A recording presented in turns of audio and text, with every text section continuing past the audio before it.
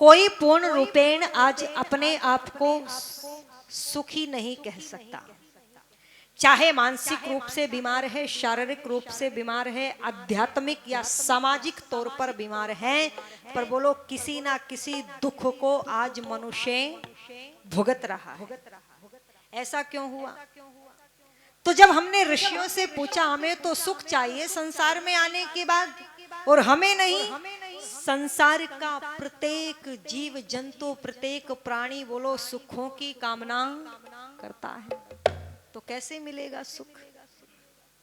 बहुत धन कमाया, गाड़ियां खरीदी, बंगला बना लिया, एसी वेसी भी लगवा लिया, सर्दी आई हीटर भी लगवा लिया, जो मर्जी पसंद आया वो खा लिया। आज घर पर खाने का मन नहीं तो चलो बाहर घूमने चलते, ये भी सब कुछ कर लिया, फिर भी सुख और शांति संतुष्टि नहीं मिलती।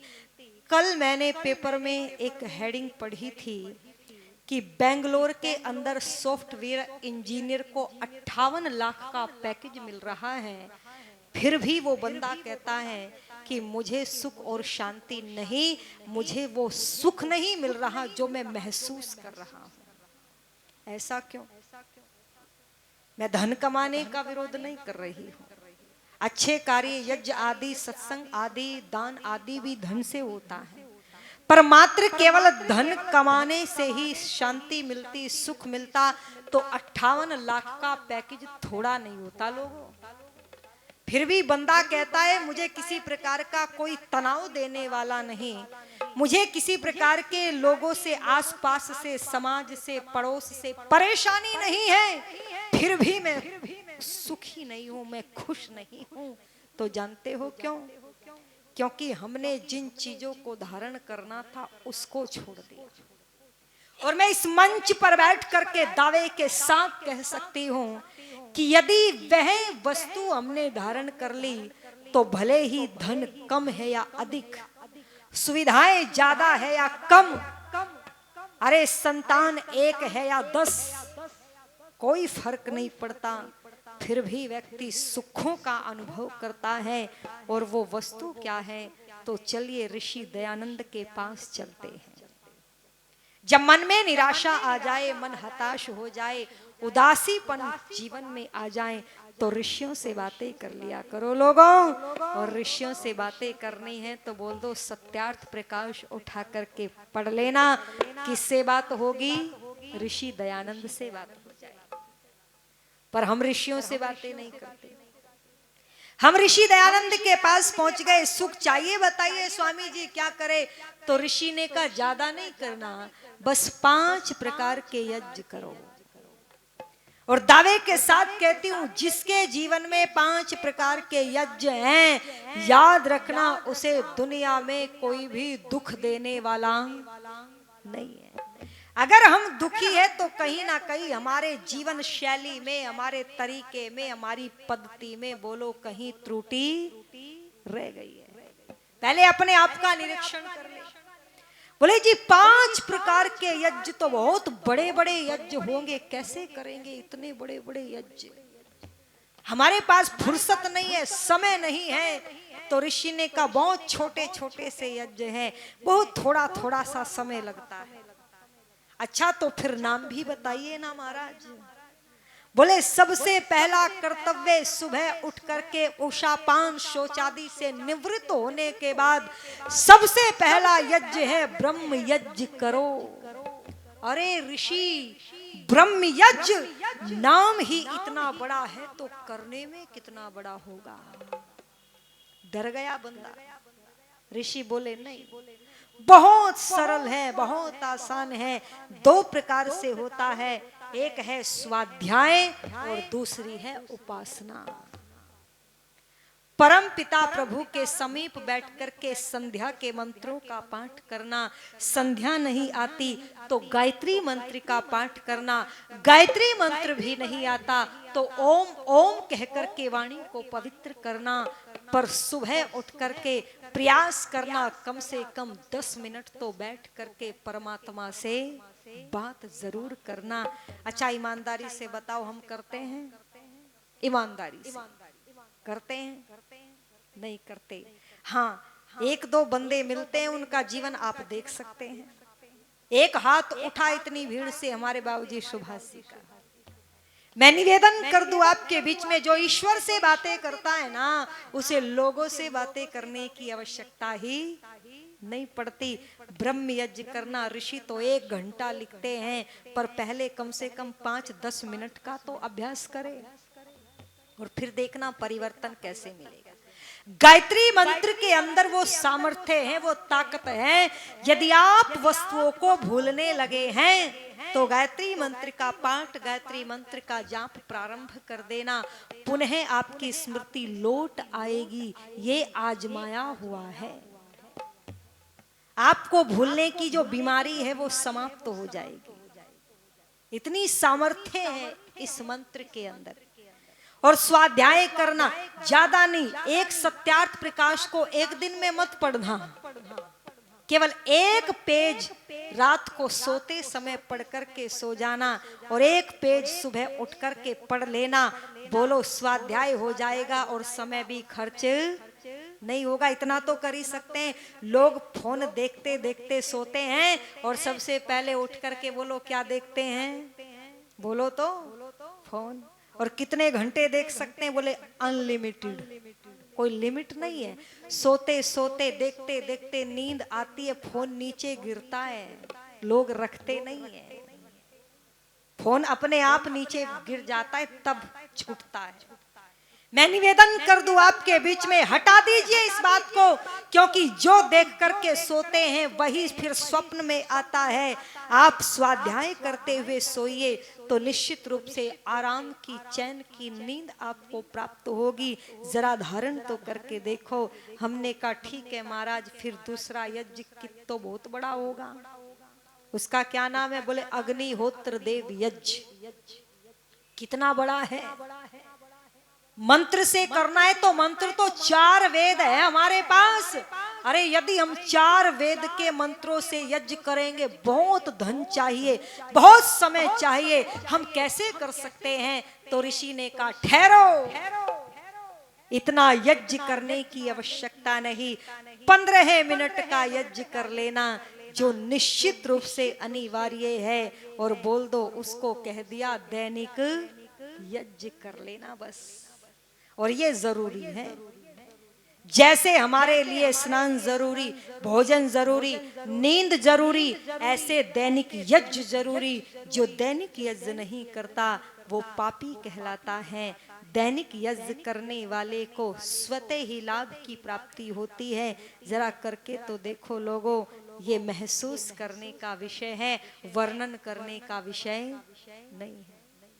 आगे कह दिया पितृयज्ञ, तीसरा यज्ञ लेकर के आओ अपने बेटों को, अपनी संतान को, अपनी पत्नियों को, तो चर्चा करूं कि ये पितृयज्ञ आखिर होता कैसे है। अरे आम के पेड़ के नीचे 4-5 ईंटें रख करके पितृयज्ञ नहीं होता लोगों। जीवित माता पिता की घर में सेवा करने का नाम ही बोल दो क्या कहलाता है, पितृयज्ञ। लोग कहते हैं हम बड़े अहिंसावादी हैं। बोले जी कितने, कि कोई इधर मारे तो हम इधर वाला कर देते हैं। दुश्मन हमारे सामने खड़ा हो, हम हथियार नहीं उठाते। हम जीवों पर दया करते हैं। पर याद रखना, केवल और केवल आर्यों के पास एक यज्ञ ऐसा है जो उनसे बड़ा कोई अहिंसावादी नहीं हो सकता। और उस यज्ञ का नाम है बलि वैश्व देव यज्ञ। बलि वैश्व देव यज्ञ, जाने अनजाने में जितने जीव मरे उनके प्रायश्चित के लिए बलि वैश्व करे। 10 आहुति भात की देकर के, मन में भाव दया के लेकर के, दया धर्म का मूल बताया। बोलो अभिमान मत करना। चूल्हे पर, मिट्टी के चूल्हे पर मिष्ठान, घी, चावल, भात, हलवा, खीर, चूरमा, जो भी घर में बनता था, इसकी आहुति मेरी बहनें दिया करती थी घर के अंदर। और 5वां यज्ञ अतिथि यज्ञ। ओ लोगो, आज सबसे बड़ी कमी आ गई है इस यज्ञ की। अतिथि का स्वरूप बदल गया। पत्नी का भाई, पत्नी की बहन अतिथि नहीं होते। अथर्ववेद को पढ़ो, वेद कहता है जो वैदिक विद्वान होते हैं जिनसे हमारा रक्त का संबंध नहीं होता, बोलो वो हमारे अतिथि होते हैं। पर आजकल घरों में सम्मान केवल पत्नी के भाई और पत्नी की बहन का रह गया है, और किसी को घरों में सम्मान मिलता नहीं है। मैं निवेदन कर दूं, जो ये पांचों यज्ञ निर्वाह करता है निश्चित रूप से उसके जीवन में सुख और शांति आती है।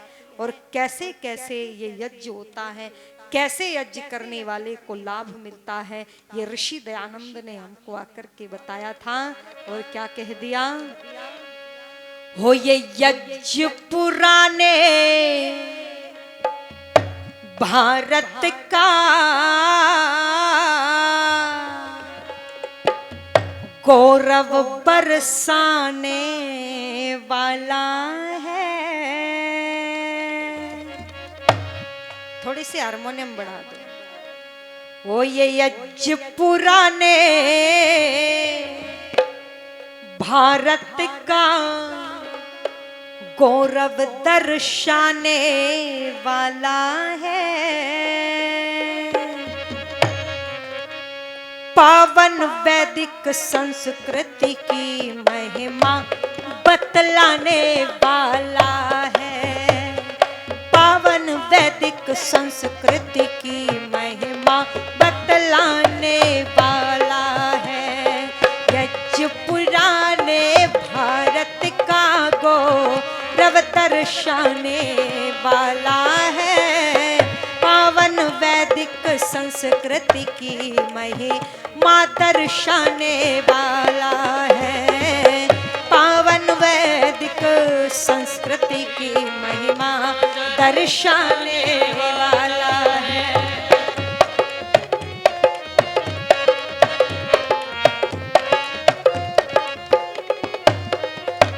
और सबसे पहले नंबर पर इस यज्ञ करने से क्या मिलता है लोगों, और क्या होता है तो सुनिएगा।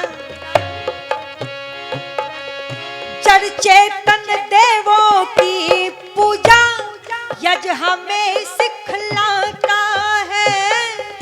जड़ चेतन देवों की पूजा यज्ञ हमें सिखलाता है। आपस में मिलजुल के रहे संगठन का पाठ पढ़ाता है।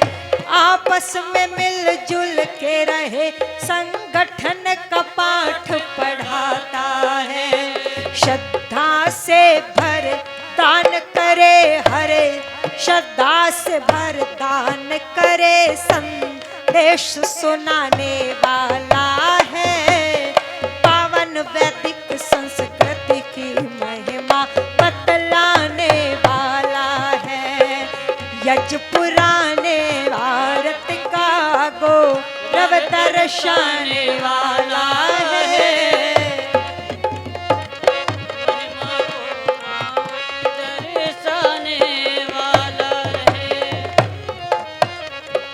और क्या कह दिया,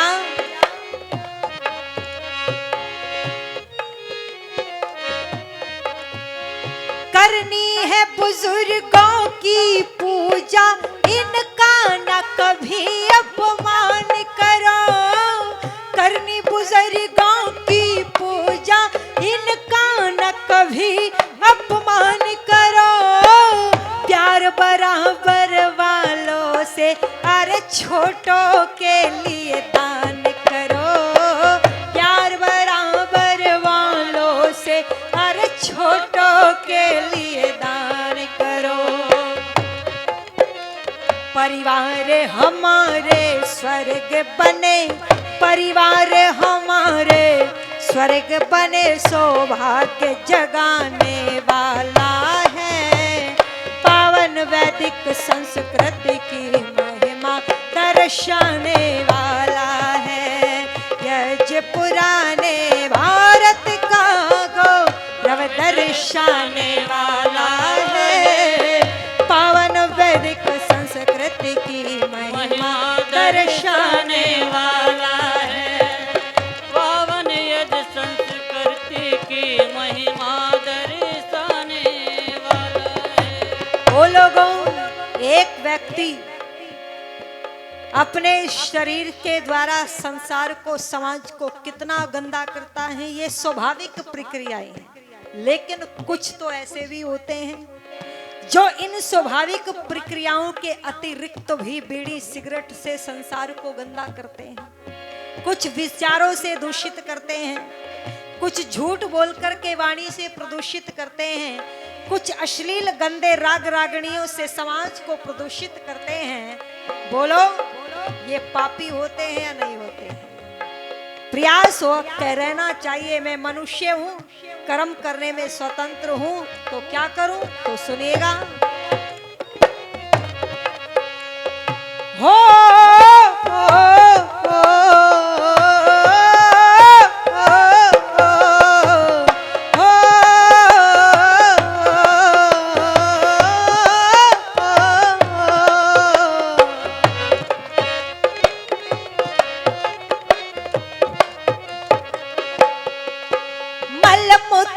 पसीने के द्वारा जब हम दुर्गंध फैलाते हैं, मलमूत्र पसीने के द्वारा जब हम दुर्गंध फैलाते हैं, दुर्गंध से है रोग उपजते, हम पापी बन जाते हैं। दुर्गंध से है रोग उपजते, हम पापी बन जाते हैं। और पापी होकर के ना मरे तो क्या करे? ये यज दुर्गंध को दूर करे, ये यज दुर्गंध को दूर करे, पापों से बचाने वाला है। पावन वैदिक संस्कृति की महिमा दर्शाने वाला है। यज पुराने भारत का गौरव दर्शाने वाला है। पावन वैदिक संस्कृति की महिमा दर्शाने वाला है। पावन यज संस्कृति की महिमा दर्शाने वाला है। और सबसे बड़ा दान देखो, अन्न का भी दान है, वस्त्र का भी दान है, बहुत वस्तुओं का दान दिया जा सकता है। इन सब में सबसे श्रेष्ठ विद्या का दान आता है। लेकिन यदि व्यक्ति यज्ञ करता है तो वो लोग वायु को शुद्ध करता है, वायु को पवित्र करता है, तो वह प्राणों का दान कर रहा है, तो वो लोग सबसे बड़ा दानी हुआ या नहीं हुआ? कैसे? तो सुनिएगा। वायु पवित्र बने, इससे पर्यावरण सुभाषित होता है। वायु पवित्र बने, इससे पर्यावरण सुभाषित होता है। इस प्रक्रिया से प्रकृति का तत्व प्रभावित होता है। इस प्रक्रिया से प्रकृति का तत्व प्रभावित होता है। बढ़ते हुए विकट प्रदूषण, बढ़ते हुए विकट प्रदूषण को यज्ञ मिटाने वाला है। पावन वैदिक संस्कृति की महिमा दर्शाने वाला है। ये यज्ञ पुराने भारत का गौरव दर्शाने वाला है। पावन वैदिक संस्कृति की महिमा दर्शाने वाला है। पावन वैदिक संस्कृति की महिमा दर्शाने वाला है।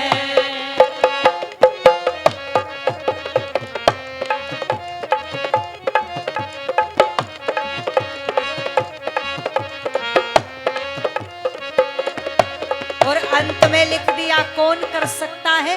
तो सुन लो। राजा प्रजा पथिक मिल के रुचि पूर्वक यज्ञ रचाते थे। राजा प्रजा पथिक मिल के रुचि पूर्वक यज्ञ रचाते थे। अतिवृष्टि न अनावृष्टि ना ये कष्ट उठाते थे। अतिवृष्टि ना अनावृष्टि ना ऐसे कष्ट उठाते थे। वातावरण वातावरण सब प्राणियों के, ये वातावरण सब प्राणियों के अनुकूल बनाने वाला है। पावन वैदिक संस्कृति की महिमा दर्शाने वाला है। ये यज्ञ पुराने भारत का गौरव दर्शाने वाला है। पावन वैदिक संस्कृति की महिमा दर्शाने वाला है। पावन वैदिक संस्कृति की महिमा बतलाने वाला है। पावन वैदिक संस्कृति की महिमा बतलाने वाला है। यज्ञ पुराने भारत का गौरव दर्शाने वाला है। पावन वैदिक संस्कृति की महिमा दर्शाने वाला है। पावन वैदिक संस्कृति की महिमा बतलाने वाला है। पावन वैदिक संस्कृति की महिमा बतलाने वाला है।